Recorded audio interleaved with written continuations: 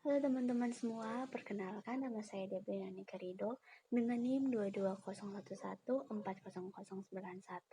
Saya mahasiswa semester 3 kelas D, PGSD Fakultas Keguruan dan Ilmu Pendidikan Universitas Nusa Cendana. Di sini saya akan membuat video tentang perkembangan kurikulum IPS di Indonesia. Tujuan pembuatan video ini untuk memenuhi mata kuliah pendidikan IPS. Sebelum kita mempelajari lanjut tentang perkembangan kurikulum IPS di Indonesia, kita harus tahu dulu apa itu kurikulum.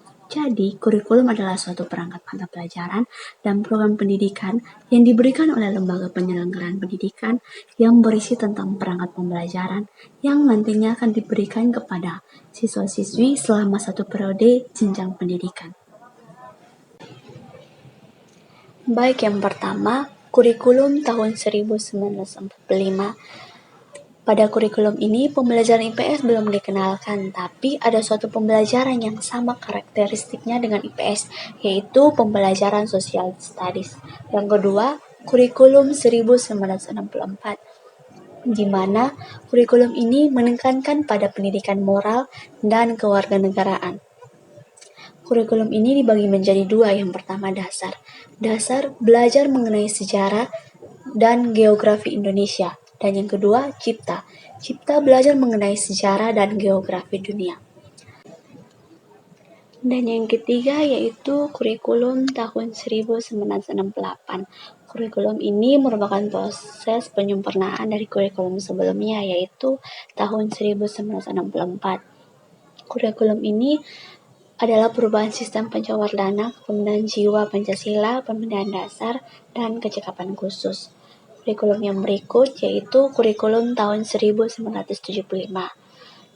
Pada kurikulum ini, IPS sudah mulai dikenalkan melalui 4 profil, yaitu yang pertama, PMP menjadi PKN, yaitu pendidikan moral Pancasila menjadi pendidikan kewarganegaraan. Yang kedua, pendidikan IPS hanya untuk sekolah dasar. Dan yang ketiga, pendidikan IPS terkompetensi untuk SMP.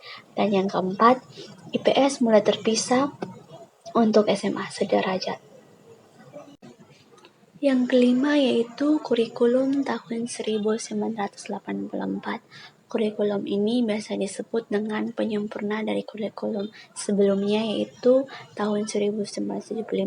Pada kurikulum ini tidak terjadi banyak perubahan. Yang keenam yaitu kurikulum tahun 1994, yaitu memuat kajian pendidikan moral Pancasila menjadi pendidikan kewarganegaraan.